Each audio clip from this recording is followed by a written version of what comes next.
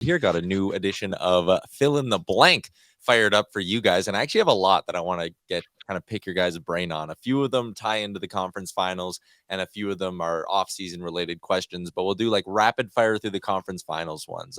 Number one, touching the conference final trophy is blank. Frank? Awesome.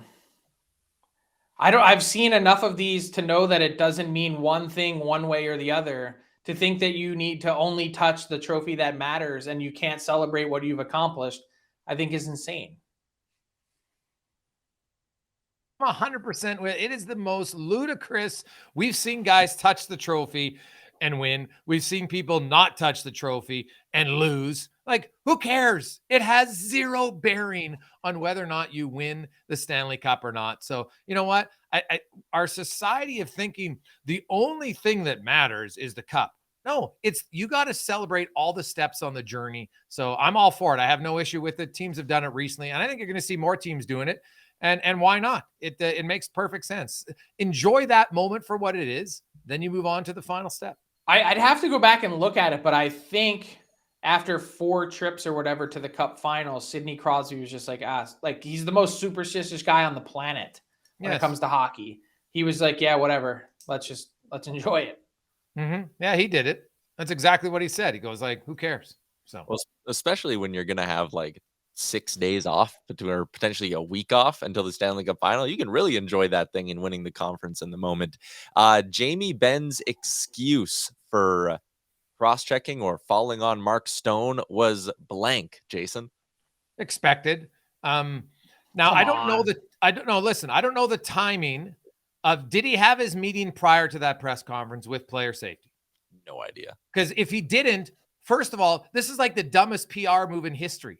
Why do you trot out a guy before he's had his meeting? Of course, he's not going to say anything that's remotely going to put him in a bad light. Yeah, you know what? Geez, I'm really sorry that I cross-checked the guy in the neck. Like, he's never going to say that. Like, Alex Pietrangelo, after he got suspended, still had no remorse. He was like, well, Draisaitl, he laid down on the ice, you know? So I'm not expecting these guys to sit there and sewer themselves. They're going to do anything they can publicly. Now, what they do in the private meeting is totally different, right? But Jamie Benn, you know what? Hey, what he said isn't going to change what he did. It was dumb.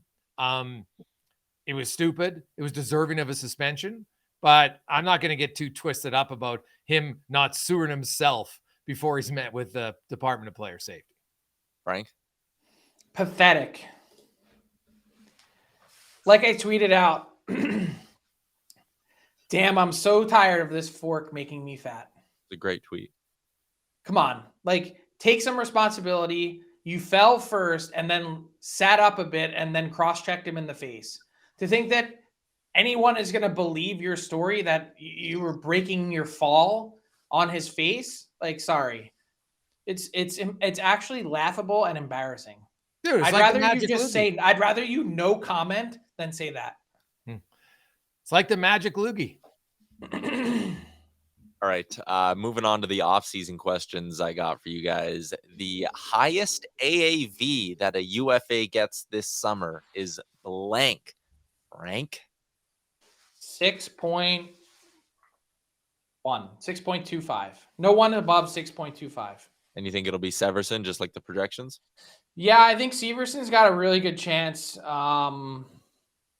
Look, right shot defenseman, prime of his career. The Devils aren't bringing him back because they've got Nemec and Luke Hughes on the right side. I just think there's such a premium and emphasis placed on right shot defensemen that to get one, look, the cap is going up in a significant way. It might not be this summer, but over the term of his deal, it might be up 18 to 20 million bucks. And a $6.25 million AAV is going to look super reasonable really soon. Jay?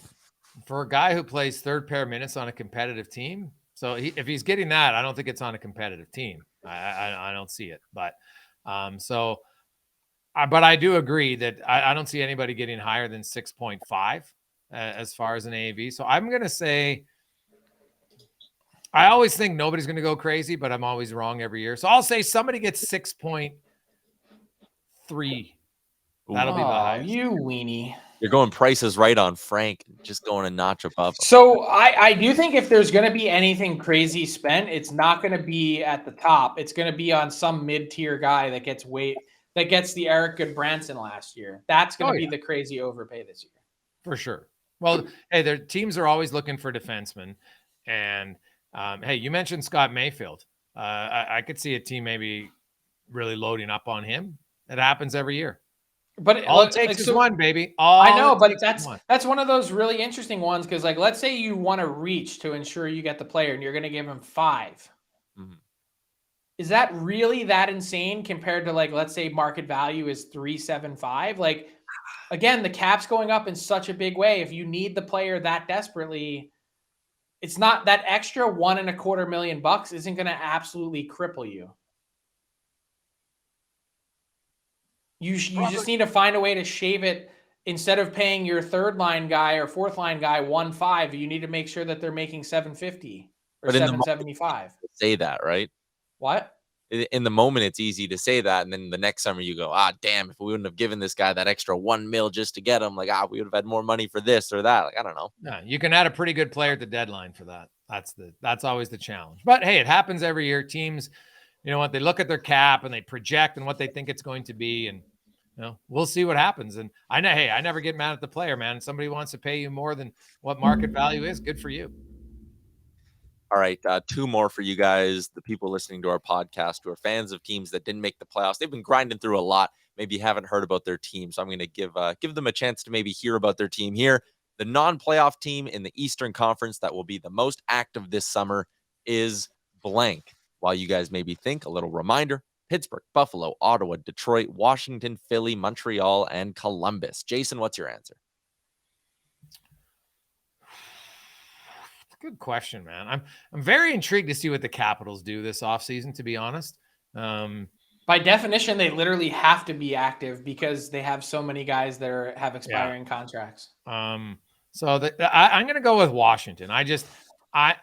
They intrigue me in a lot of different ways, and who they're going to go after, maybe who they're going to trade. And so I'm going to go with the Capitals.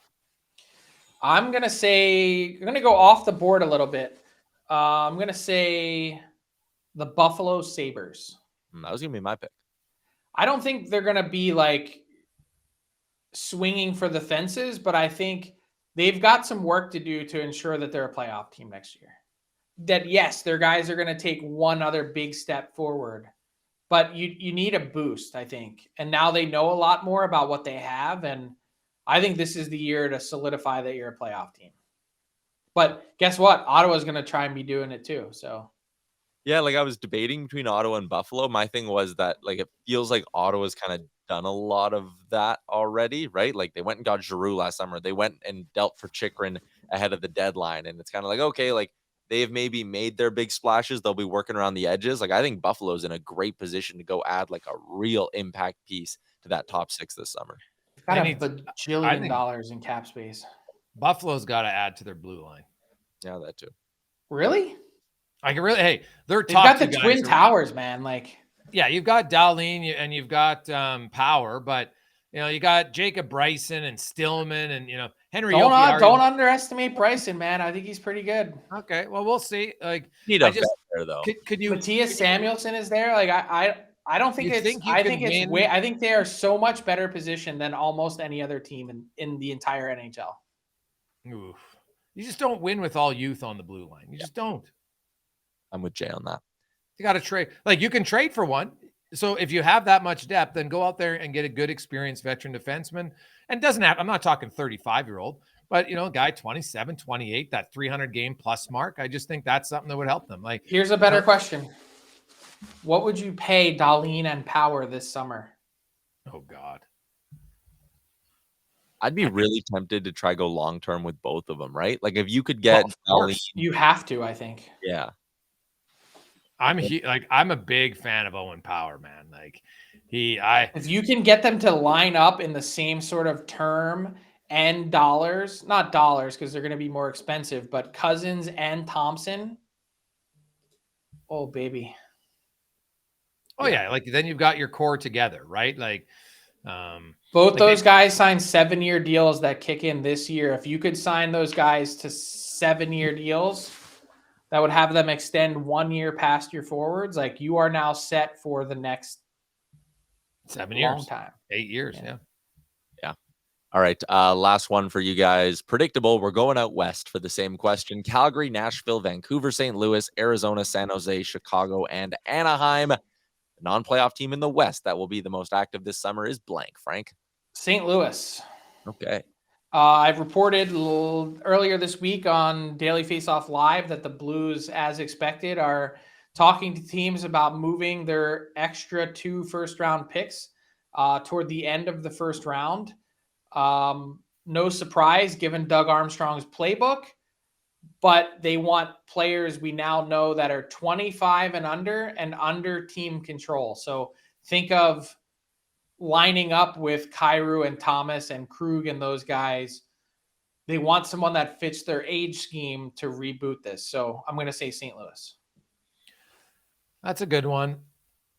The uncertainty and the chaos in Vancouver just intrigues the hell out of me. And so there's been lots of talk. I'm not sure what direction they're going, but I still think the Vancouver Canucks are going to make some, I'm not sure how significant, but I think they're going to make a fair amount of moves. All right.